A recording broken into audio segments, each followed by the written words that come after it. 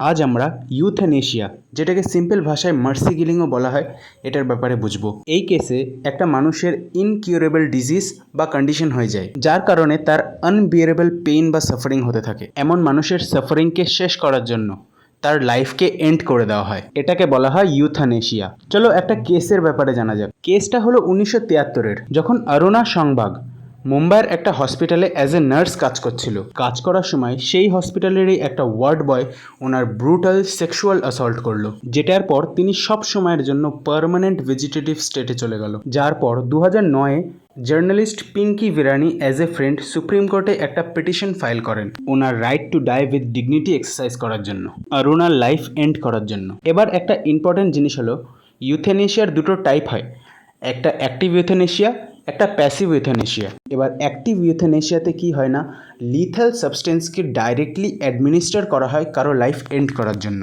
এবার এই টাইপটা ইন্ডিয়াতে লিগ্যাল নয়, এটা ইন্ডিয়াতে অবৈধ।